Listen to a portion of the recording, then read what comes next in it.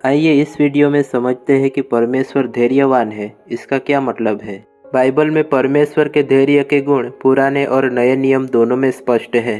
निर्गमन 34 से में एक उदाहरण है जिसमें परमेश्वर खुद मूसा से कहते हैं, यहोवा उसके सामने होकर यूँ प्रचार करता हुआ चला, यहोवा यहोवा ईश्वर दयालु और अनुग्रहकारी, कोप करने में धीरजवंत और अति करुणामय और सत्य।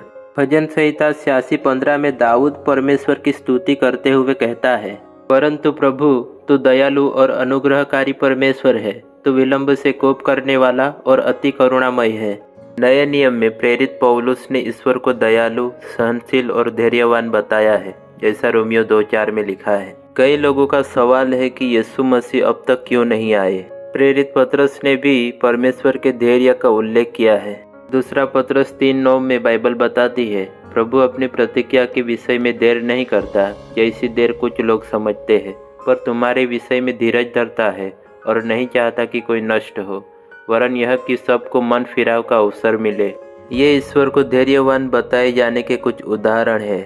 जब बाइबल परमेश्वर को धैर्यवान के रूप में वर्णित करता है तो इसका मतलब यह है कि वह मानवता की खामियों को सहन करता है और आसानी से क्रोधित नहीं होता है, और मनुष्य अपने पापों से पश्चाताप करे इसलिए वह धीरज धरता है और तुरंत मनुष्य का न्याय नहीं करता है। उनका धैर्य इन बातों से भी पता चलता है कि कैसे उन्होंने अपनी योजनाओं को पूरा करने के लिए अपूर्ण मनुष्य का उपयोग किया और धीरज से सब पर अपनी कृपा की। जैसे बाइबल में कुछ उदाहरण है कि उन्होंने गलतियां की फिर भी परमेश्वर ने उनका उपयोग किया, जैसे नूह, इब्राहिम, मूसा, राजा दाऊद और भविष्यवक्ता।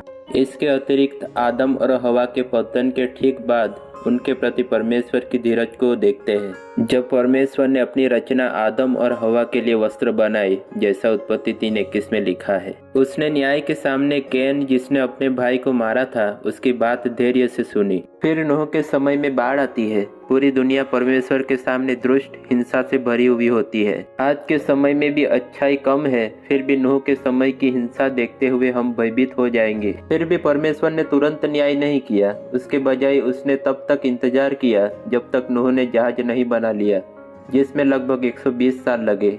सदोम और अमोरा के बारे में परमेश्वर के फैसले में उसका धैर्य तब प्रकट हुआ जब उसने इब्राहिम से वादा किया कि अगर शहर में से कम 10 धर्मी लोग होंगे तो वह उनका नाश नहीं करेगा। सदोम और अमोरा ने न केवल पाप किया था बल्कि उनके विरुद्ध परमेश्वर का बड़ा आक्रोश भी था। फिर भी परमेश्वर ने केवल 10 लोगों की खातिर उन सभी पर दया दिखाने को तैयार था। परमेश्वर के धैर्य के अन्य उदाहरणों में कनानियों, योना के समय में निनवे के लोगों, और जब इसराइल मिस्र से निकल के कनान में पहुंचे फिर वह पाप में गिरे, मूर्ति पूजा की, तब भी परमेश्वर ने अपने भविष्यवक्ता के द्वारा कई साल तक चेतावनी दी। उनका धैर्य यीशु के आगमन में भी दिखता है कि यीशु अब तक क्यों नहीं आए। दूसरा पतरस 3:9 बताता है, प्रभु अपनी प्रतिज्ञा के विषय में देर नहीं करता, जैसे देर कुछ लोग समझते हैं, पर तुम्हारे विषय में धीरज धरता है और नहीं चाहता कि कोई नष्ट हो, वरन यह कि सबको मन फिराव का अवसर मिले।